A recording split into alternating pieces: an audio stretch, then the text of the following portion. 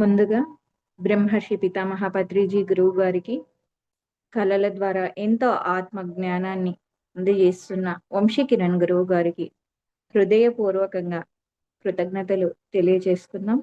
అదేవిధంగా వేదవ్యాసుల వారికి, కచుడికి, గురువులందరికీ కూడా హృదయపూర్వకంగా కృతజ్ఞతలు తెలియజేస్తున్నాం. మాస్టర్స్ ఈరోజు మనం తెలుసుకోబోయే టాపిక్ మహాభారతంలో మహనీయుల్లో కచ శుక్రాచార్యుడి గురించి ఈ రోజు మనం క్లాస్ లో తెలుసుకోబోతున్నాం. ఆమ్, ఇక్కడ ఇది కచుడు గురించి మనకు ఎక్కడా కనిపించదు మాస్టర్స్. అసలు మన మహాభారతంలో ఎక్కడ చూసినా మనకు అర్జునుడు, కృష్ణుడు, ధర్మరాజు, లేకపోతే దుర్యోధనుడు, శకుని ఈ పేర్లే వినిపిస్తాయి తప్ప ఇది కచుడు గురించి అసలు ఎప్పుడు కూడా మనం వినున్నాం అనమాట. చాలా గొప్ప క్యారెక్టర్ ఇది కచుడిది. అలాంటి కచుడు గురించి ఈ రోజు మనం తెలుసుకోబోతున్నాం. అయితే కాలగర్భంలో కలిసిపోయిన కచుడు గురించి ఎన్నో విశేషాలను ఈ రోజు తెలుసుకోబోతున్నాం. ఆ ఇంత అద్భుతమైన అవకాశం ఇచ్చిన యూనివర్స్ కి కూడా కృతజ్ఞతలు తెలియజేసుకుందాం. సృష్టిలో ఇద్దరు గురువులు ఉంటారు అక్కడ అప్పుడు కాలంలో అప్పుడున్న పరిస్థితుల్లో. వాళ్ళెవరు అనంటే బృహస్పతి, శుక్రాచార్యుడు. ఈ బృహస్పతి ఎవరు అంటే దేవతలకు గురువు. శుక్రాచార్యుడు ఎవరు అంటే రాక్షసుల గురువు అన్నమాట. అయితే ఈ ఆ ఇక్కడ మనము ఇది ముందు క్లాస్ లో కూడా తెలుసుకున్నాం అన్నమాట. ఇక్కడ దేవతలు, రాక్షసులు, మానవులు సపరేట్ గా లేరు. అంటే దేవతలు ఎక్కడో పైన ఉంటారు, రాక్షసులు ఎక్కడో కింద ఉంటారు, మానవులు భూలోకంలో, ఇలా కాదు మాస్టర్స్. యాక్చువల్గా ఇక్కడ ఏంటి, దేవత్వం, రాక్షసతత్వం, మానవత్వం, ఇలా 3 కేటగిరీస్ ఉంటాయి. కాబట్టి యూనివర్స్ లో ఉన్నది అంతా కూడా దైవమే, దైవ పదార్థమే. అయితే ఇక్కడ మనకు అర్థం కావడానికి ఇక్కడ దేవతల గురువు బృహస్పతి అని, రాక్షసుల గురువు శుక్రాచార్యుడు అన్నట్టుగా మనకు చెప్పడం జరిగింది. ఇక్కడ దేవతలు ఎవరు అంటే నాగరికులు, అంటే జ్ఞానం తెలిసి చక్కగా అన్నిటిని ఆచరిస్తూ ప్రేమతత్వంతో ఉండే వాళ్ళందరూ కూడా ఆ దేవతల అంటే ఆ యొక్క నాగరికుల కేటగిరీ అన్నమాట. అదే విధంగా రాక్షసుల గురువు, రాక్షస తత్వంలో ఉన్న వాళ్ళు ఏంటి అంటే ఆ ఎప్పుడు హింసించడము, కోపంతో ఉండడము, ద్వేషము, అసూయ, ఇలాంటి గుణాలతో ఉన్న వాళ్ళందరూ కూడా రాక్షస తత్వంలో అనాగరికులు అన్నమాట వాళ్ళు.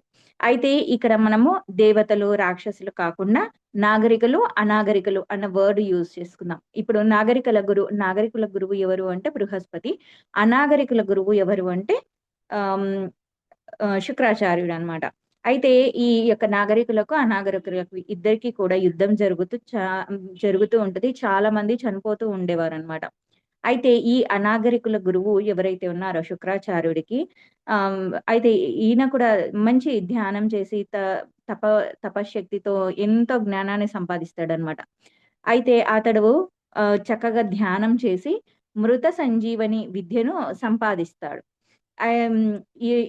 ఇది ఈ జ్ఞానం ఎక్కడి నుంచి వచ్చింది అంటే యూనివర్స్ నుంచి.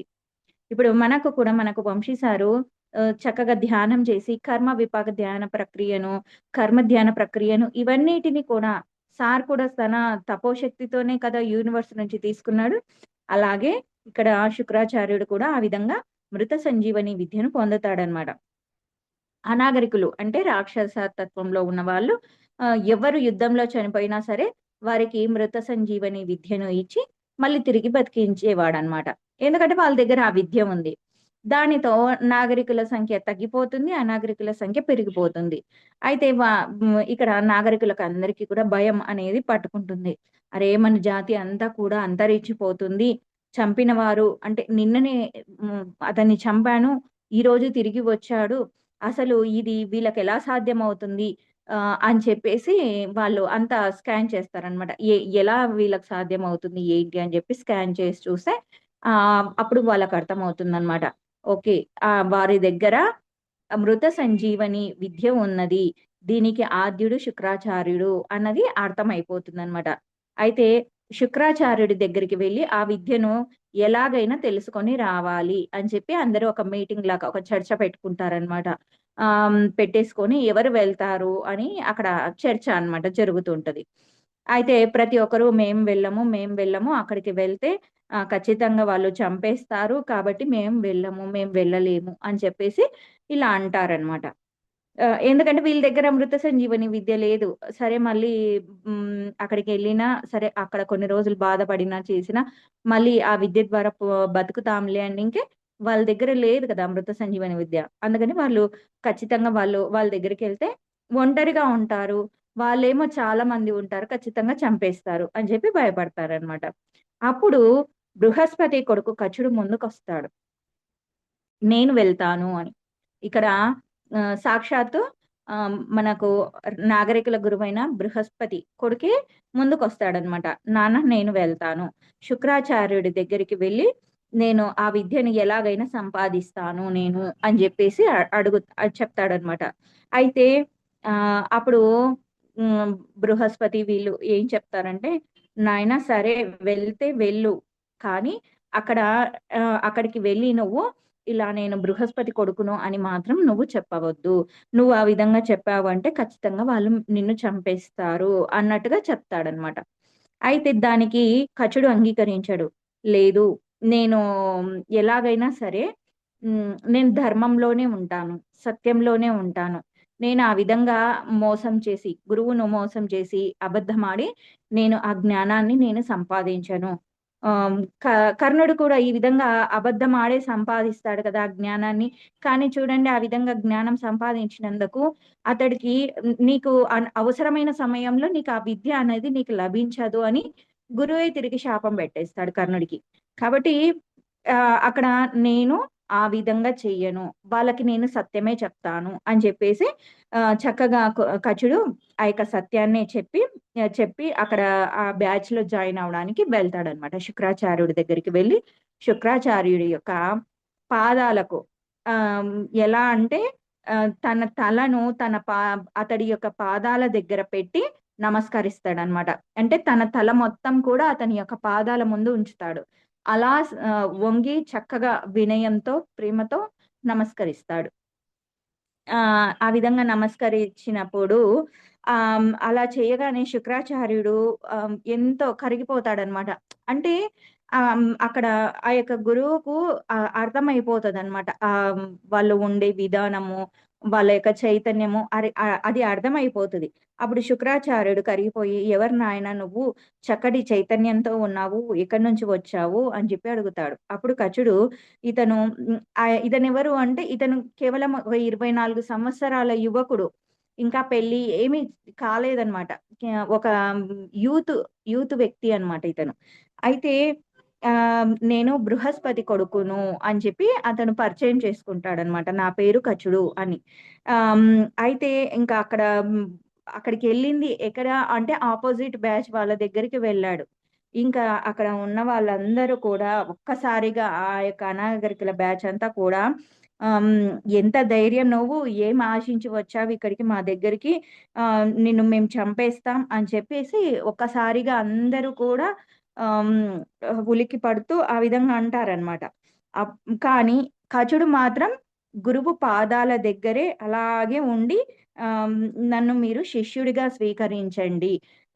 నేను మీ దగ్గర జ్ఞానం నేర్చుకోవడానికి వచ్చాను" అన్నట్టుగా అర్థిస్తుంటాడు. అర్థించడం అంటే ఇక్కడ అడుక్కోవడం కాదు మాస్టర్స్. ఇప్పుడు మనకు బయట అడుక్కునే వాళ్ళుంటారు. అమ్మ, అబ్బా, అయ్యా అని. అది కాదిక్కడ అర్థించడం అంటే ఆయన ఆహ్, జ్ఞా ఇ ఇది ఇది ఎందుకోసం చేస్తున్నాడు అంటే యూనివర్సల్ వర్క్. అంటే తన నాగరిక బ్యాచ్ వాళ్ళకు అందరూ కూడా చనిపోతున్నారు. వాళ్ళందరిని కూడా బ్రతికించాలి. చక్కటి ప్రేమతత్వంతో ఉంటారు. కానీ యుద్ధం అంటే ఆటోమేటిక్‌గా అక్కడ యుద్ధంలో ఖచ్చితంగా జరుగుతూ ఉంటాయి నష్టాలు. కాబట్టి ఆ నష్టాన్ని ఎలాగైనా నేను ఆ యొక్క యూనివర్స్ వరకు నేనెలాగైనా కంప్లీట్ చేయాలి.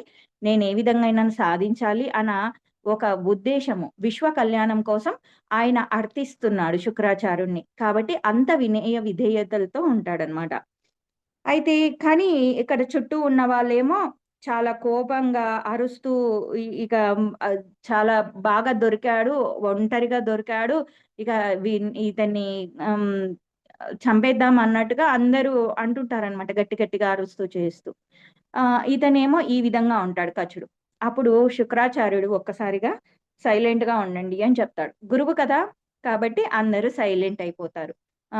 అప్పుడు నాయనా నాయనా అని చెప్పి ప్రేమగా అతన్ని లేపి నువ్వు చెప్పాలనుకుంటున్నది ఏదో ఇప్పుడు చెప్పు అని జెప్పి అంటాడనమాట. అంటే అక్కడ అరుస్తూ ఉన్నప్పుడు చెప్తూ ఉంటే అర్థం కాదు కదా! సరే ఇప్పుడు నువ్వు చెప్పు అంటాడు. అప్పుడు ఇక్కడ చూడండి అక్కడ వచ్చింది కచుడు అంటే తన అపోజిట్ క్యారెక్టర్ అయిన ఆ యొక్క బృహస్పతి కొడుకు ఆహ్, హ్మ్, ఏదో కోరి వచ్చాడు అన్నది అర్థమవుతుంది. అయినా సరే శుక్రాచార్యుడి యొక్క గొప్ప మనస్సును మనం ఇక్కడ అర్థం చేసుకోవాలి. చాలామంది శుక్రాచార్యుడు అన్న వెంటనే అతడు రాక్షసుల గురువు, చెడ్డవాడు అని అనుకుంటాం. కానీ ఇక్కడ ఎవ్వరు మంచివారు, చెడ్డవారు అన్నవారు లేరు. వారు వారి ఆయా పరిస్థితులు, ఆయా కాలమాన పరిస్థితుల ఆధారంగా వాళ్ళు ఆ విధంగా ప్రవర్తిస్తూ ఉంటారు. అంతేకాని ఆహ్, హ్మ్, ఎవరు ఇక్కడ మంచివారు ఎవరు లేరు, చెడ్డవారు అన్నట్టుగా ఎవరు లేరు. ఆ సమయంలో అలా ఉంటే ఉండొచ్చేమో కానీ ఖచ్చితంగా తర్వాత మాత్రం వాళ్ళు మారుతారనమాట. అయితే శుక్రాచార్యుడు కచుడిని లేపి, "నాయనా నువ్వు ఇక్కడి నుండి వెళ్ళిపో. నిన్ను చంపేస్తారు" అని చెప్పేసి చెప్తాడనమాట కచుడికి. "అయినా సరే పర్వాలేదు గురువుగారు" అంటాడనమాట. "నేను మీ దగ్గర మృత సంజీవని విద్యను నేర్చుకోవాలి" అని చెప్పేసి చాలా ధైర్యంగా, చక్కగా చెప్తాడనమాట. గురువుకి ఎలా చెప్పాలో అలా చెప్తాడు. అక్కడుండే వారందరూ కూడా ఒప్పుకోరు దీనికి. కానీ శుక్రాచార్యుడు అప్పుడు ఎ ఎవరు తల తెచ్చి పాదాల దగ్గర పెట్టి క్షమించమని అడిగితే, శత్రువైనా సరే క్షమించాలి, అంగీకరించాలి. అవి ఏ సిట్యుయేషన్స్ అయినా ఉండని అవి అంగీకరించాలి. నేను అంగీకరిస్తున్నాను శిష్యుడుగా అని జెప్పేసి అంటాడనమాట. మనం కూడా హ్మ్. మనకు ఎన్నో సిట్యుయేషన్స్ రావచ్చు. మన యొక్క కుటుంబ సభ్యులు కావచ్చు, లేకపోతే శత్రువులుగా భావిస్తున్న వారి నుంచి రావచ్చు. ఏవైనా సరే. మనము అటువంటి సిట్యుయేషన్స్ వచ్చినప్పుడు మనము ఇక్కడ కచుడిలాగా అంటే ఆ క్షమాతత్వం ఎలా ఉండాలి అన్నది కచుడు చూయిస్తున్నాడనమాట మనకి. ఆ క్షమాతత్వంతో ధైర్యంగా, నిజాయితీగా మనం వారిని అడగగలుగుతున్నామా? అలా ఉండగలుగుతున్నామా? అన్నది మనం ఇక్కడ సరిచూసుకోవాలి మాస్టర్స్. అప్పుడే మనకర్థమవుతుంది. అవును నేను ఇంత క్షమాతత్వంతో, ఇంత ప్రేమతత్వంతో, ఇంత నిజాయితీగా నేనున్నానా వీళ్ళ విషయంలో? వాళ్ళు నన్ను క్షమిస్తలేరు అని అనుకుంటాం కదా! ఎందుకు క్షమించట్లేదు అంటే మనలో లోపం ఉంటుంది కాబట్టే అక్కడ వాళ్ళ నుంచి మనకు క్షమాపణ దొరకదు. కాబట్టి మనం ఒకసారి చెక్ చేసుకోవాలి ఈ విషయంలో. ఇక గురువు ఏం చేస్తాడు చివరికి ఇంకా అలాంటి సిట్యుయేషన్స్ వచ్చాయి కాబట్టి గురువు ఓకే అంటాడనమాట. అంటే శిష్యుడిగా స్వీకరించడానికి ఓకే అంటాడు. ఇక గురువే ఓకే అన్న తర్వాత అక్కడ ఉన్న వాళ్ళు ఎవరు ఏమి చేయలేరు కాబట్టి ఇంకా వాళ్ళు సైలెంట్ అయిపోతారనమాట. అయితే శుక్రాచార్యుడు చెప్తాడు, "నాయన నేను అబ్జర్వ్ చేస్తాను. అంటే నీ యొక్క వర్కు, నీ యొక్క డెడికేషను అంతా చూస్తాను. చూసిన తర్వాతనే నేను ఆ యొక్క జ్ఞానాన్ని బోధిస్తాను" అన్నట్టుగా చెప్తాడు. సరే నేను శిష్యునిగా స్వీకరిస్తున్నాను అన్నది చెప్పాడు.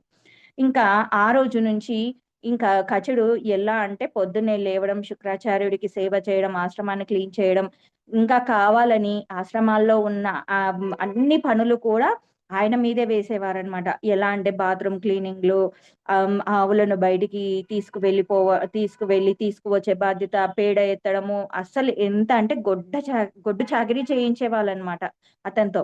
అయినా సరే ఆయన ఏమి తొనకడనమాట. దానికి ఏమి అరే! నా చేత ఇంత పని చేయిస్తున్నారు. ఏమీ ఇది కాడనమాట. ఎందుకోసం అంటే ఇది విశ్వం కోసం ఈ పని చేస్తున్నాను అన్నది అతనికి ఉంది ఆల్రెడీ. కాబట్టి అతను ఏమి చేయడనమాట.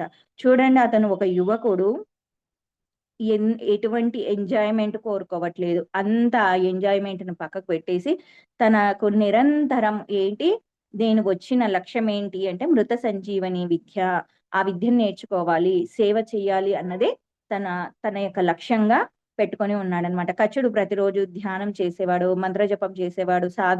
అయితే ఈ యొక్క సాధకులు కానీ, విద్యార్థులు కానీ ఈ యొక్క కచుడిని ఆదర్శంగా తీసుకొని కచుడిలా జీవించాలి. ఎప్పుడైతే కచుడిలా జీవిస్తారో చక్కటి అద్భుతమైన జీవితం ఉంటుంది మనకు అని చెప్తున్నారు. అదేవిధంగా గురుసేవ చేస్తూ తీవ్ర సాధన చేస్తున్నాడు అనమాట కచుడు.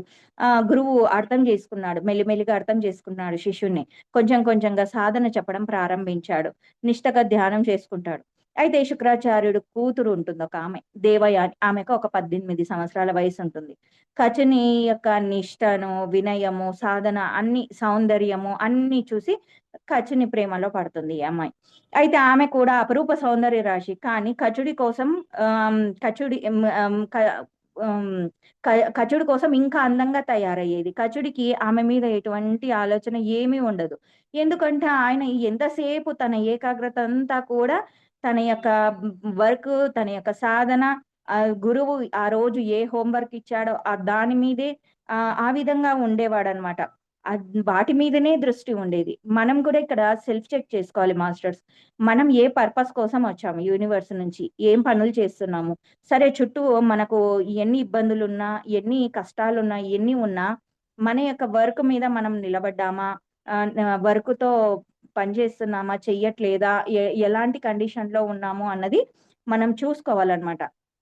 అప్పుడే మనము మన యొక్క పర్పస్‌ని కంప్లీట్ చేసుకోగలం. అయితే ఒకరోజు కట్టెలు తేవడానికి వెళ్తే ఆ అమ్మాయి కూడా వెళ్తది. అతను తన మంత్రాన్ని, అంటే గురువు చెప్పిన దాన్ని నెమరు వేసుకుంటూ అలా సాధన చేసుకుంటూ వెళ్తాడు. తన పని తను చేసుకుంటూ ఉంటాడు. దేవయాని ఉండి అదిగదిగో ఆ పూలు చూడు ఎంత అందంగా ఉన్నాయి కచా అని చెప్పేసి అంటదనమాట. అతన్ని మెల్లిమెల్లిగా తన వైపు దారి మళ్లించాలి, ఎలాగైనా అతనితో మాట్లాడించాలి, తనని చూసేలా చెయ్యాలి అని తన ప్రయత్నం తను చేస్తూ ఉంటది. అప్పుడు కచుడు, అవును తల్లి, ఎంత సౌందర్యం ప్రకృతి మాతలో, అందమైన అమ్మ కనిపిస్తుంది. చాలా బావుంది ప్రకృతి మాత అని జెప్పేసి నమస్కరిస్తాడు. ఈమేమో నెత్తి కొట్టుకుంటుంటది.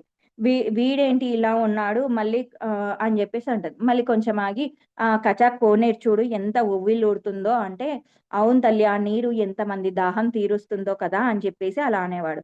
ఈమెనేమో ప్రకృతిని చూపిస్తూ రొమాంటిక్‌గా వర్ణిస్తే, అతనేమో సృష్టి అద్భుతము అని జెప్పి వర్ణించేవాడు. ఎక్కడ డిస్టర్బ్ అయ్యేవాడు అన్నమాట. ఆమె ఎన్ని ట్రై చేస్తదో, ఎన్ని చేసినా కూడా అతను ఎటువంటిది డిస్టర్బ్ కాకుండా అసలు అమ్మాయి అందంగా ఉంది అని కూడా గమనించడనమాట. ఆమేమో ఎలాగైనా సరే అతన్ని నా వైపు తిప్పుకోవాలి, ముగ్గులో పెట్టుకోవాలి, తీవ్ర ప్రయత్నం చేయడం మొదలుపెట్టింది. ఆధ్యాత్మిక సాధనలోని వాళ్ళు గాని, పిల్లలు కానీ ఖచ్చితంగా ఒక నియమం పెట్టుకోవాలి. అదే బ్రహ్మచర్యము. బ్రహ్మచర్యం అంటే ఇక్కడ బ్రహ్మాండంలో చరించడం. అంటే మన చైతన్యాన్ని, బ్రహ్మచర్యం అంటే ముట్టుకోకూడదు, అంటుకోకూడదు, ఆడవాళ్ళు, మగవాళ్ళు తాకకూడదు కాదు. ఇక్కడ బ్రహ్మచర్యము అంటే బ్రహ్మాండంలో చరించడము. అంటే మన చైతన్యాన్ని ఇంకా ఇంకా విస్తరింప చేసుకోవడము. ఏ ఇంద్రియాల మీద వాసన లేకుండా నిశ్చలంగా ఉండడం. అంటే ఇంద్రియ నిగ్రహాన్ని మనం సంపాదించుకోవడమే బ్రహ్మచర్యం అన్నమాట. అంటే ఎమోషన్స్ అన్నిట్లలో బ్యాలెన్స్‌గా ఉండడం. జ్ఞాన సాధనపై దృష్టి పెట్టడం. ఇది బ్రహ్మచర్యం అంటే. అంతేకాని ఒకరినొకరు ముట్టుకోవడము, తాకడము, ఉండడము, మాట్లాడకుండా ఉండడం కాదు. కాబట్టి ఇప్పటినుంచైనా బ్రహ్మచర్యం అనే దానికి మనం ఇక్కడ దీని గురించి క్లారిటీ తీసుకుందాం. ఎమోషన్స్ బ్యాలెన్స్‌లో పెట్టుకోవడం, మన యొక్క చైతన్యాన్ని మనం విస్తరింప చేసుకోవడం అన్న అర్థాన్ని తీసుకుందాం. తర్వాత మనకు వేదాలు, ఉపనిషత్తులు మనకు 4 ఆశ్రమ ధర్మాలను చెప్పడం జరిగింది. అవే బ్రహ్మచర్యాశ్రమం, గృహస్థాశ్రమం, వానప్రస్థం, సన్యాసం. అయితే ఈ 4 సరియైన విధంగా ఆయా సమయాల్లో ఆయా ఆశ్రమాలను పాటిస్తే లైఫ్ సూపర్‌గా ఉంటదనమాట. లైఫ్ సూపర్‌గా ఉంటది. ముందుగా బ్రహ్మచర్యము 20 సంవత్సరాలు అనుకుందాం. తర్వాత గృహస్థాశ్రమం 20 సంవత్సరాలు. చక్కగా పెళ్లి చేసుకొని, పిల్లల్ని కని, ఎంజాయ్ చేయవలసిన సమయం అంతా కూడా గృహస్థాశ్రమం. తర్వాత 20 సంవత్సరాలు వానప్రస్థం. అంటే అడవులకు వెళ్ళిపోయి చక్కగా సాధన చేయడం. తర్వాత ఇక్కడికి 70 సంవత్సరాలు అయిపోతుంది కదా! తర్వాత బ్రతుకంటే బ్రతికి ఉంటే నేర్చుకున్నది, అప్పటి వరకు మనం ఏదైతే జ్ఞానం నేర్చుకున్నామో, ఆ జ్ఞానాన్ని ఇతరులకు పంచాలి. అదే సన్యాసాశ్రమం. ఇందులో అందరికీ మనం ఆ జ్ఞానాన్ని బోధిస్తూ గురువుగా అయిపోవాలన్నమాట. అయితే కానీ ఇక్కడ ప్రస్తుత జీవితంలో మనం ఎలా జీవిస్తున్నామంటే, సన్యాసంలోని వారు గృహస్థాశ్రమంలో ఉన్నారు, గృహస్థాశ్రమంలోని వారు బ్రహ్మచారులుగా ఉన్నారు, వానప్రస్థంలోని వారు వ్యాపారాలు చేస్తూ గృహస్థాశ్రమంలో ఉన్నారు, బ్రహ్మచర్యంలోని వారేమో యువత. అంటే వాళ్ళేమో గృహస్థాశ్రమంలో ఉంటూ అంత గందరగోళం. అంటే ఇప్పుడు చూడండి, యువత ఏం చేస్తున్నారు? అక్కడ అంటే చదువుకోవాలి. వాళ్ళ లక్ష్యం ఏంటి అంటే మంచి చదువుకోవడం అవి. కానీ వాళ్ళు ఏం చేస్తారు, చదువు పక్కకు పెట్టేసి ఎంజాయ్ చేస్తూ డబ్బులు సంపాదించాలని వాటిలో వీటిలో పెట్టడము ఇలా చేస్తూ ఉంటారు. అంటే అసలు అంత లైఫ్ అంతా గందరగోళం అయిపోయింది. గృహస్థాశ్రమంలో ఉన్న వ్యక్తి ఏం చేయాలి? చక్కగా ఎంజాయ్ చేయాలి. లైఫ్‌ని ఎంజాయ్ చేస్తూ పిల్లలను, భార్యను, కుటుంబంలోని వారందరిని చక్కగా చూసుకోవాలి. కానీ ఏం చేస్తాడు? ఎప్పుడు కష్టాలని, బాధలని, అదని, ఇదని ఎప్పుడు ఆహ్, హ్మ్, వా అతడు ఎలా జీవిస్తున్నాడంటే బ్రహ్మచారుడిగా. అంటే ఏదో ఇంకా డబ్బు సంపాదించడమే తన లక్ష్యం అన్న విధంగా జీవిస్తున్నాడు. అంటే అసలు ఆశ్రమ ధర్మాలలో ఎవరు కరెక్ట్‌గా జీవించట్లేదు. అందుకే ఇక్కడ అంత గందరగోళం అయిపోయిందన్నమాట ఈ పరిస్థితి. కచిడిలాగా దృష్టి పెట్టాలి. నేను కేవలం జ్ఞాన సాధనే అని ఎలా అంటున్నాడు? మొత్తం సాధన మీదే ఉందన్నమాట దృష్టి అతనికి. ఎవరు ఎంత డిస్టర్బ్ చేసినా, ఇబ్బంది పెట్టినా, కష్టపెట్టినా ఏది పట్టించుకోలేదు. బ్రహ్మచర్యంలోని వారు 20 సంవత్సరాల లోపు ఎంజాయ్‌మెంట్ వైపు వెళ్ళకూడదు. గృహస్థాశ్రమంలో ఎంజాయ్ చేయాలి. ముందే వాళ్ళు మొత్తం ఎంజాయ్ చేస్తే తర్వాత ఎంజాయ్ చేయడానికి ఏమీ ఉండదు. ఒకవేళ తర్వాత ఏదైనా ఎంజాయ్ చేద్దామంటే కూడా వాళ్ళకు అది హ్యాపీనెస్ అనిపించదు. సారరహితంగా ఉంటుందన్నమాట వాళ్ళకి. కాబట్టి పిల్లలు వ్యాపారాలు చేయకూడదు. ప్రతి విద్యార్థికి కూడా ఈ యొక్క కచుడు ఆదర్శం అవ్వాలి. కాబట్టి ఈ ఈ రోజు నుంచి కచుడిని ఆదర్శంగా తీసుకుంటూ చక్కగా మన యొక్క ఆశ్రమ ధర్మాలు ఏవైతే ఉన్నాయో అవన్నిటిని పాటిస్తూ చక్కగా కచుడిలాగా ఆ యొక్క జ్ఞానాన్ని, ఆ యొక్క లక్ష్య సాధనని మనము పెంపొందించుకుందాం మాస్టర్స్. తర్వాత టాపిక్‌ని మనకు ఆహ్, తులసి మేడం అందజేస్తారు. Thank you. Welcome Tulasi madam.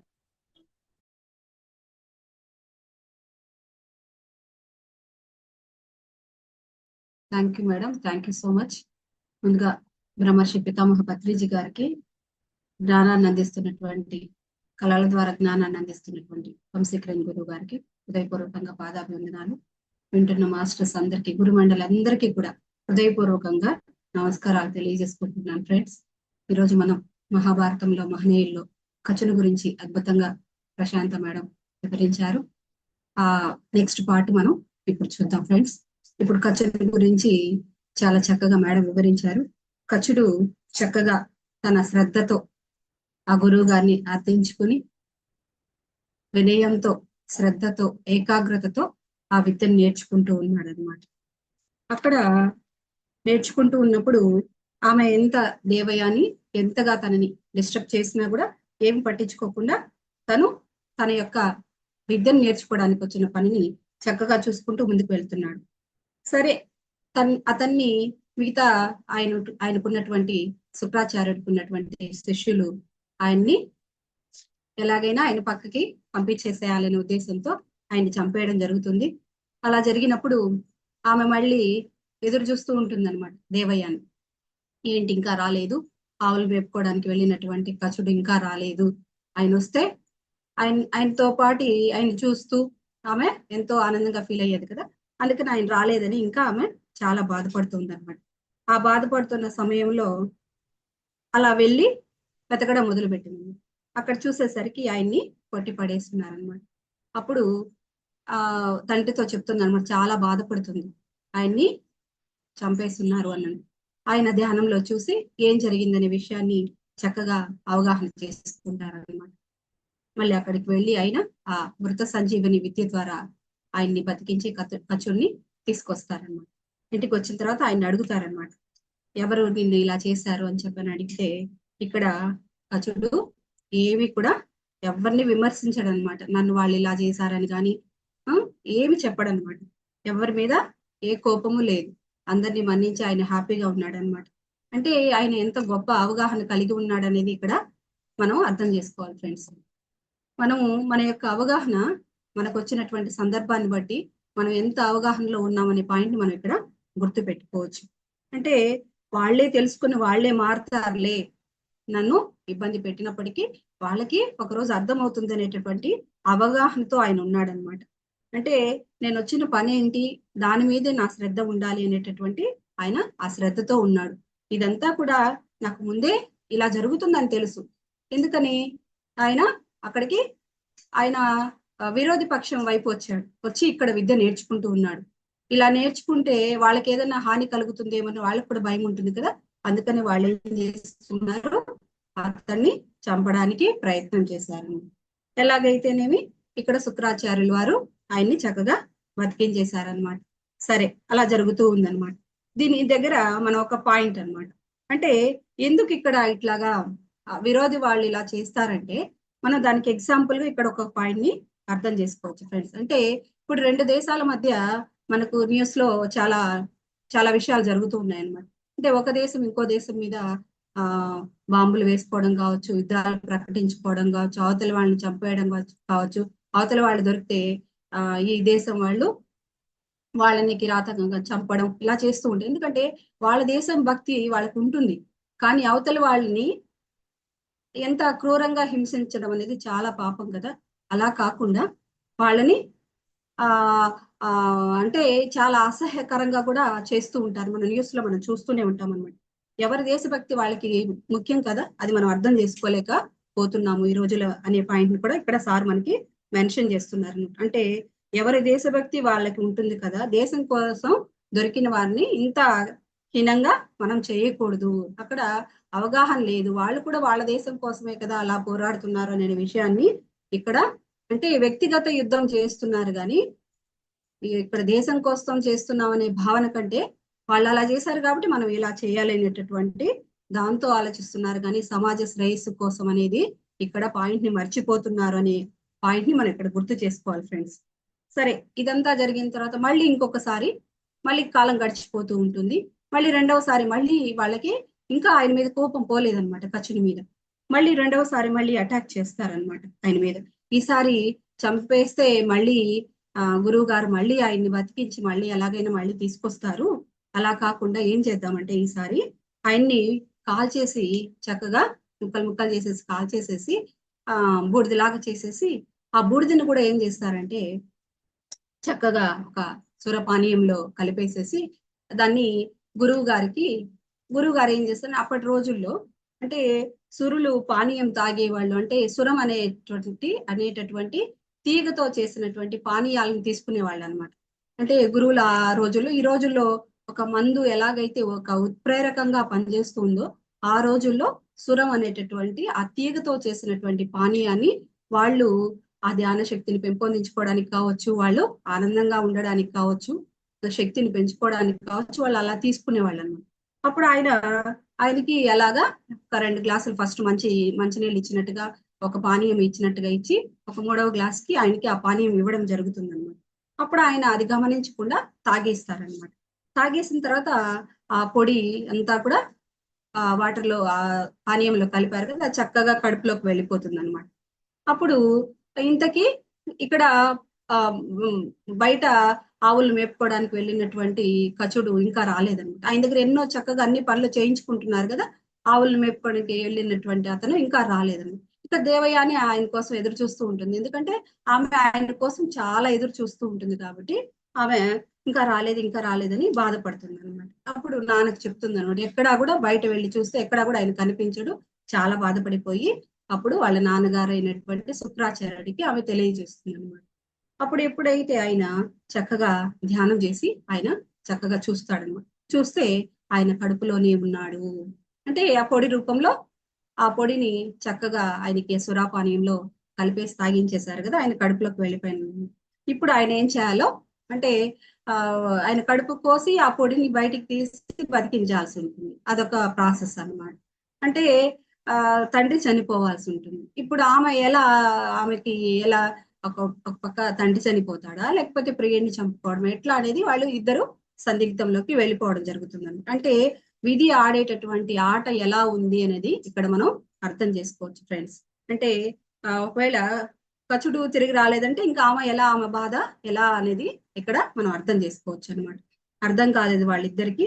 సరే, దేవయానికి ఒక ప్లాన్ వస్తుంది అనమాట. ఆమె ఏం చేస్తుందంటే తండ్రితో చెప్తుంది, ఇక్కడ నువ్వు కచుడికి ఆ విద్య నేర్పించి నువ్వు అతన్ని బతికించు, అతను మళ్ళీ నిన్ను బతికిస్తాడు అనేటటువంటి ఆ యొక్క ప్లాన్ ని ఆమె చెప్తుంది అనమాట. అప్పుడు ఆయన సరే అని చెప్పి కచుడిని బతికించడానికి ఆ సంజీవని విద్య అనేది నేర్పిస్తాడు. అంటే దీనిలో ఒక ట్విస్ట్ ఉంది ఫ్రెండ్స్, ఆ ట్విస్ట్ మళ్ళీ చెప్పుకుందాము. ముందు దీన్ని కంప్లీట్ చేసుకుందాం. ఇక్కడ ఆ శుక్రాచార్యుడు ఏం చేస్తాడు, ఆ మృత సంజీవిని విద్య ద్వారా బతికించచ్చు అని చెప్పేసి ఆయన్ని కచుడిని బతికించడం జరుగుతుంది అనమాట. కచుడు ఏం చేస్తాడు, చక్కగా ఏకాగ్రతతో చాలా ఆ ఆ యొక్క శ్రద్ధ పెట్టి ఆ విద్యను నేర్చుకుంటున్నాడు కదా, బ్రతికించేశాడు అనమాట ఆ కచుడిని. విద్య నేర్చేసుకున్నాడు. ఆయన ఇంకా తిరిగి శుక్రాచార్యుని బతికిస్తాడనమాట. ఇది ఒక వాళ్ళిద్దరికి ఒక పరీక్ష అనమాట. అంటే విద్యని నేర్చుకున్న తర్వాత కచుడు తిరిగి వెళ్ళిపోయాడు అనుకోండి, ఈయనకి బతికించకుండా, అక్కడ వాళ్ళు అంటే నాగరికులుగా చెప్పుకున్నటువంటి ఆ దేవతలు వాళ్ళు విజయం సాధించినట్లు అవుతుంది. ఎంత నమ్మకం ఉంచి ఆ యొక్క శుక్రాచార్యుడు ఆ శిష్యుడి మీద నమ్మకం ఉంచి, ఆయన మీద ఆయనకు నమ్మకం ఉండబట్టే కదా ఆయన చక్కగా అలా కచుడిని బతికించగలిగాడనే పాయింట్ కూడా ఇక్కడ మనం అర్థం చేసుకోవాలి.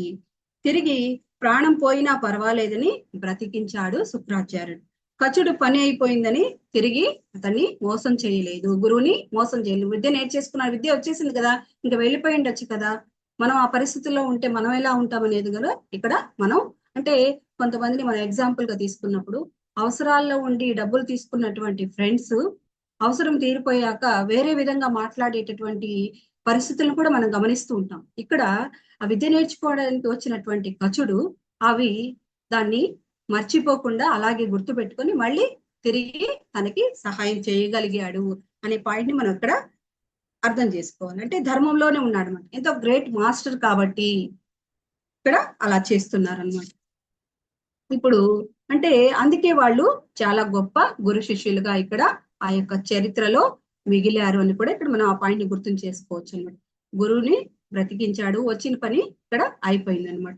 కచుడు విద్యను సంపూర్ణంగా నేర్చుకుని తిరిగి తన వారి దగ్గరికి బయలుదేరాలనుకున్నాడు. ఇందాక మన ట్విస్ట్ ఒకటి ఉందనుకున్నాం కదా, ఆ ట్విస్ట్ ని ఇక్కడ మళ్ళీ మనకి మెన్షన్ చేస్తున్నారు. అంటే ఏంటంటే ఇక్కడ ఆ స్టోరీలో శుక్రాచార్యుడు తనకు తెలియకుండా సురాపానీయంలో కచుడు బూడిదను ఆ కచుడి యొక్క బూడిదను కలిపింది తనకి తెలియకుండా కలిపారు కదా మిగతా శిష్యులు. అది తాగేసిన తర్వాత ఆయనకి చాలా బాధ కలిగింది అనమాట. ఆయన ఎప్పుడైతే ధ్యానంలో కూర్చొని అది తెలుసుకున్నాడో, అయ్యో ఇలా జరిగింది, వాళ్ళు ఇలా చేశారు, అందుకే కచుడు చంపేసి ఆయన బూడిదని నాకు ఇచ్చారు, నేను ఆ సురాపానీయం మత్తులో ఆ మత్తు పదార్థాలను తీసుకున్న వాళ్ళు ఎలా ప్రవర్తిస్తారనేది కూడా మనం చూస్తూ ఉంటాం ఫ్రెండ్స్. ఇక్కడ కూడా అదే జరిగింది. ఆయన పసిగట్టలేకపోయాడు అనమాట. అందుకని ఆయన చాలా పశ్చాత్తాపడుతున్నాడు అనమాట. ఇంకెప్పుడు కూడా ఇలాంటి పనులు నేను చెయ్యను, అసురాపానం తీసుకోవడం వల్లే కదా ఇదంతా అయ్యింది అని చెప్పి ఇక్కడ ఆయన ఒక భీష్మించుకున్నాడు అనమాట. ఆయనకు ఆయనే పెట్టేసుకున్నాడు అనమాట, నేను ఇంకెప్పుడు ఇలా తీసుకోను. అదే ఇప్పుడు శాస్త్రంగా బ్రాహ్మణులు మందు గాని మాంసం గాని మగువు గాని ముట్టరాదు అని ఇక్కడ ఒక నిషిద్ధం అనేది ఉంది అని. అంటే బ్రాహ్మణులు అంటే ఇక్కడ ఇందాక మనకు బ్రహ్మచర్యం అన్నప్పుడు బ్రహ్మాండంలో చరించడం అని ఎట్లాగా అయితే ఉందో, ఇక్కడ బ్రాహ్మణులు అంటే ఇక్కడ ఆధ్యాత్మికంగా ఉన్నటువంటి వ్యక్తులు అని ఇక్కడ మనం అర్థం చేసుకోవాలి ఫ్రెండ్స్. అంటే ఓన్లీ శాస్త్రపరంగా బ్రాహ్మణులు అనే అర్థం కాదనమాట. సాధకులు, బ్రహ్మాండంలో చరించే వాళ్ళు మన యొక్క ఆ స్పిరిచువల్ గ్రోత్ ని, ఆత్మ వికాసాన్ని ఎవరైతే పెంపొందించేసుకోవడానికి రెడీగా ఉన్నారో వాళ్ళంతా కూడా ఇలా ఉండరాదు. అంటే పెళ్లిళ్ళు చేసుకోరాదు అనే అర్థం కాదు ఇక్కడ. మగువ అంటే ఇక్కడ ఇతరుల జోలికి పోకూడదనే అర్థాన్ని ఇక్కడ తీసుకోవాలి ఫ్రెండ్స్. అంటే ఆధ్యాత్మిక మార్గంలోని వాళ్ళు తప్పక కూడా ఈ ఉత్ప్రేరకాల్ని యూజ్ చేయకూడదు. ఒకవేళ అలాంటివి ఎవరైనా ఇది చేస్తే చక్కగా ధ్యానం కుదురుతుంది అని అన్నా కూడా అలాంటివి ఏవి కూడా మీరు తీసుకోకూడదు అని స్ట్రిక్ట్ గా ఈ రూల్ ని ఫాలో అవ్వాలి. ఎందుకంటే సహజంగానే మనము ధ్యానం ద్వారానే సాధించాలి, కానీ ఏవేవో ఉత్ప్రేరకాలని ఇక్కడ యూజ్ చేయకూడదని ఇక్కడ మనం అర్థం చేసుకోవాలి. అంటే ఆ మందు తాగడం వల్ల ఎమోషన్ ఇన్బ్యాలెన్స్ అయినందువల్లే కదా శుక్రాచార్యుడు అలాగా దాన్ని తీసేసుకున్నాడు అనమాట. ఆ సురాపాన్ని తీసుకోవడంలో ఆయనకి ఏం తాగుతున్నాడో ఆయనకి అవగాహన లేని స్థితి ఉంది కాబట్టి ఇలా జరిగింది అని ఆయన అలా ఫీల్ అయ్యారనమాట. అంటే ఆ ఎమోషనల్ ఇన్బ్యాలెన్స్ లో ఉన్న వాళ్ళు ఇంద్రియ ప్రకోపంతో ఎలా ప్రవర్తిస్తారో మనం మందు తాగిన వాళ్ళని చూసినప్పుడు మనకు అర్థమవుతుంది ఫ్రెండ్స్. దాని ద్వారా ఎంతో మంది ఫ్యామిలీస్ ఎంతో సఫర్ అవుతున్నారు. ఇతరుల మీదకి వెళ్ళి ఆడపిల్లల్ని పాడు చేయడం అనేది కూడా ఈ ఉత్ప్రేరకాలను యూజ్ చేయడం ద్వారానే ఇలా జరుగుతుంది అని ఇక్కడ మనం అర్థం చేసుకోవాలి. అంటే మనకి దీని గురించి మనకి ఇంకెక్కువ టాపిక్ అవసరం లేదు ఫ్రెండ్స్. ఇక్కడ మనం నెక్స్ట్ దీనిలోకి వెళ్ళిపోతాం. కాబట్టి ఇక్కడ ఏం చేస్తున్నాడు, కచుడు ఇదంతా అయిపోయింది, అక్కడ శుక్రాచార్యులు వారిని బతికించేశారు, చక్కగా అక్కడ ఆనందకరమైనటువంటి పరిస్థితి వచ్చేసింది అనమాట. ఇప్పుడు నెక్స్ట్ శుక్రాచార్యుడు ప్రాయశ్చిత్తం చేసుకుంటున్నాడు అనమాట. నేను ఇలా చేయబట్టే కదా ఇలాగ అయ్యింది అని చెప్పి చక్కగా ఆయనకి నేర్పించేసి ఆయన్ని ఆ మృత సంజీవని విద్యను చక్కగా నేర్పించేశారనమాట. కచుడిని కూడా బతికించేశాడు అనే దాన్ని కూడా ఇక్కడ మనం అర్థం చేసుకోవచ్చు. అంటే ఇది యాక్సిడెంటల్ గా జరిగింది, ఆయన కావాలని చేయలేదన్నమాట. కావాలని ఆ పొడిని వాటర్ లో కలిపి తాగలేదు, అలా చంపినటువంటి ఆ పొడిని ఆయన యాక్సిడెంట్, ఆయన తెలియకుండా చేశాడు. యాక్సిడెంటల్ గా చేసినా కూడా అక్కడ ఆయన ప్రాయశ్చిత్తం చేసుకుంటున్నాడు అనమాట. అయ్యో నేను ఇలా చేయకూడదు, నేను ఈ కండిషన్ లో ఇలా చేశాను కాబట్టి ఎప్పటికీ ఇలా చేయను, ఇలా ఎవరు చేయకండి అనేటటువంటి ఆయన ఆ శాస్త్రం చెప్తూ ఉందన్నమాట. కాబట్టి ఇక్కడ ఎవరైనా మనం మన జీవితాల్లో కూడా మనం కానీ చెక్ చేసుకుంటే, ఎవరికైనా మనం తెలుసో తెలియకో ఏదైనా ఇబ్బందులు కలిగిస్తే వాళ్ళ పట్ల మనం ఒక హెల్పింగ్ నేచర్ తో ఉండాలి. ఒకవేళ తెలిసి చేస్తాం అనుకోండి, అయ్యో నేను తెలిసి ఇట్లా చేశానని చెప్పి వాళ్ళకి ఒకసారి చెప్పడం కావచ్చు. ఏదైనా యాక్సిడెంటల్ గా బండిలో వెళ్తూ ఉంటాము, ఒక్కోసారి చిన్న చిన్న కుక్క పిల్లలు అలా రావడం కానీ ఏదో ఒకటి అట్లా వచ్చినప్పుడు వాటికి ఇబ్బంది కలిగినప్పుడు మనం పట్టించుకోకుండా వెళ్ళిపోతుంటాం. కొంతమంది చూసి మనుషుల్నే కొట్టేసేసి వెళ్ళిపోయే వాళ్ళని కూడా మనం గమనిస్తూ ఉంటాం న్యూస్ లో మనం చూసినప్పుడు. వాళ్ళకి అక్కడ ఆగి ఆ కాసేపటికి వాళ్ళకి ఏదైనా ఇబ్బంది కలగచ్చు, వాళ్ళు వెళ్తున్న పని ఆగిపోవచ్చు, ఏదైనా కావచ్చు, కానీ అక్కడ హెల్ప్ చేయాలనే ఉద్దేశాన్ని ఇక్కడ మనకి ఆయన తెలియజేస్తున్నారు అనమాట. శుక్రాచార్యుడి యొక్క గొప్పతనం అలాంటిది అనమాట. అంటే మనకి యూనివర్స్ మూడు రకాలుగా మూడు సార్లు అవకాశాలు ఇస్తుంది అనమాట. ఒకసారి చూస్తుంది, 2 సార్లు చూస్తుంది, మూడోసారి చూస్తుంది. అప్పుడు కూడా మనం మాట వినలేదనుకోండి, మనకి ఖచ్చితంగా అక్కడ ఆ యొక్క పనిష్మెంట్ అనేది మన అకౌంట్ లో పడుతుంది. మనం ఏదైనా ఇబ్బంది ఎవరికైనా కలిగించామనుకోండి, అది మాటల రూపంలో కావచ్చు, చేతల రూపంలో కావచ్చు, ఎలా అయినా కావచ్చు, ఆ ఇబ్బందిని మళ్ళీ మనం తీసుకోవాల్సి ఉంటుంది అనే పాయింట్ మనం ఎప్పుడు కూడా గుర్తుపెట్టుకోండి. ఇక్కడ కచుడు ఎప్పుడైతే శుక్రాచార్యులు వారు చక్కగా ఆయనకి విద్య నేర్పించారో, ఆయన ఎంతో కృతజ్ఞతతో ఆయనకి అక్కడ మళ్ళీ ఆయన దగ్గర నేర్చుకున్న విద్య ద్వారా ఆయన్నే మళ్ళీ బతికించడం అనేది జరిగింది. అంటే ఎవరి నుంచి ఏం పొందినా కూడా ఇక్కడ కృతజ్ఞత అనే భావాన్ని మనం కలిగి ఉండాలి అని కూడా ఇక్కడ మనం అర్థం చేసుకోవాలి ఫ్రెండ్స్. తర్వాత దేవయాని ఏం చేస్తుందంటే ఆయన చక్కగా అన్ని శ్రద్ధగా నేర్చేసుకున్నాడు.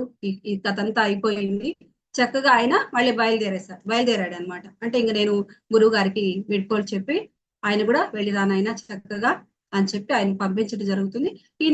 ఆయన అంతా సర్దుకొని బయలుదేరి వెళ్తాడనమాట. వెళ్తున్నప్పుడు మార్గ మధ్యంలో కాస్త దూరం వచ్చేసరికి ఆయన వెనకాల ఏం కూడా వస్తూ ఉందనమాట. అప్పుడు ఏంటమ్మా నువ్వు కూడా నాతో వస్తున్నావు అని అంటే, అప్పుడు ఆమె ఏం చెప్తుంది, నా జీవితం కూడా మీతోనే, మీరంటే నాకు చాలా ఇష్టం అని ఆమె కూడా అంటుంది అనమాట. అప్పుడు ఆయన ఏమంటారు, ఆయన అక్కడున్నన్ని రోజులు కూడా ఆమెని ఆ భావంతో చూడలేదు కాబట్టి ఆయన అక్కడ అడుగుతారనమాట, నేను నిన్ను సోదరిగా భావించానమ్మా, నువ్వు నాతో వస్తున్నావు, నాకు ఎప్పటికీ అలా కుదరదమ్మా అంటే ఆమెకి చాలా బాధ కలుగుతుంది, కోపం వస్తుంది అనమాట. అప్పుడు ఆమె ఏం చేస్తుంది, ఆయన్ని శపిస్తుంది అనమాట. శపించేసేసరికి అప్పుడు ఆయన ఒప్పుకోడు అనమాట. అయినా కూడా నువ్వు ఎంత ఇష్టపడ్డా కూడా ఇక్కడ కుదరదమ్మా అని చెప్పేస్తాడు అనమాట. ఆయనకి ఆ భావం లేదు, ఎందుకంటే ఆయన వచ్చిన పని అంటే ఆ పని మీదే శ్రద్ధ పెట్టుకున్నాడు. కానీ ఇక్కడ ఆమె ఎలా కూడా ఆయన్ని ప్రేరేపించినప్పటికీ కూడా ఆయన కన్నెత్తి కూడా ఆమె వైపు చూడలేదన్నమాట. ఆఖరికి ఆమె పెట్టేస్తుంది అనమాట, శాపం పెట్టేస్తుంది. అంటే ఏమని పెడుతుందంటే, నువ్వు నేర్చుకున్నటువంటి మృత సంజీవిని విద్య నీకు పనికి రాకుండా పోవునుగా కానీ ఆమె శాపం పెడుతుంది అనమాట. ఆ యొక్క మాటల్ని ఇక్కడ మనకి అంటే ఆ శాస్త్రాల ప్రకారం పుస్తకాల్లో ఉంటాయి కదా, ఆ వాక్యాలని అలాగే సార్ మనకి ఇస్తున్నారనమాట. అవి ఎలా ఉన్నాయంటే, చెల్లి విద్యలు ఎన్నడూ నిరుపయోగం కాదమ్మా, ఈ విద్య నాకు ఉపకరించకపోయినా అర్హులైన పరులకు నేర్పే వారికి ఉపయోగపడతాను. అంటే ఇక్కడ నాకు ఉపయోగపడకపోయినా పర్వాలేదమ్మా, నాకు ఆ విద్య నాకు ఉపయోగపడకపోయినా పర్వాలేదు, నేను ఇతరులకు నేర్పి వాళ్ళకైనా ఉపయోగపడేటట్టు చేస్తాను అని ఇక్కడ ఆయన అంటున్నారనమాట. సమాజ శ్రేయస్సుకై ఉపయోగపడట కన్నా నాకేం కావాలి, అది ఎంతో నాకు ఆనందదాయకం అని ఇక్కడ ఆయన చెప్తూ ఉన్నారనమాట.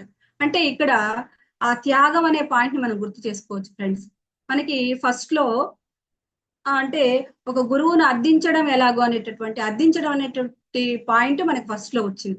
అలాగే గురువు దగ్గర ఎంతో వినయంతో ఆయన యొక్క పాదాలకు నమస్కరించి చక్కగా ఆయన యొక్క దీవెనలు పొంది ఆయన దగ్గర విద్య నేర్చుకోవడానికి ఈయన అంటే ఆపోజిట్ టీం వాళ్ళైనా కూడా ఇక్కడ వచ్చి ఆయన ఒప్పుకునే విధంగా ఆయన చేసుకోగలిగాడు అనమాట. అంటే ఎంతో వినయ సంపన్నం కలిగి ఉన్నాడనే పాయింట్ కూడా మనం చక్కగా గుర్తు పెట్టుకున్నాం. అంతేకాకుండా ఆ వచ్చిన తర్వాత ఆ పని మీద శ్రద్ధ పెట్టాడే గాని అక్కడ పక్కన దేవయాని అనేటటువంటి ఆ గురువు గారి యొక్క కుమార్తెను చెల్లిగా సోదరిగా భావించాడే గాని ఆమె చాలా చక్కగా ఉంది, వచ్చిన పనిని పక్కకు పెట్టి ఆమె మీదకి ఆ ధ్యాస అనేది మళ్లించలేదన్నమాట. ఇది కూడా మనం గుర్తుపెట్టుకోవాలి. ఆధ్యాత్మిక మార్గంలో ఎన్నో ఆటంకాలు ఏవేవో వస్తుంటాయి అనమాట. వాటిలో మనం ఎంతలా ఉన్నాం అనే పాయింట్ ను కూడా మనం ఇక్కడ చక్కగా గుర్తు చేసుకోవాలి. అలాగే శుక్రాచార్యుల వారు తనకు తెలిసినా తెలియకపోయినా తను ఆ కచుడి యొక్క బూడిదను సురపానీయంలో కలిపిస్తే తీసుకున్న దానికి ఆయన లోపలే ఎంతో ప్రత్యాతాప్త భావన కలిగింది. ఒక గురువు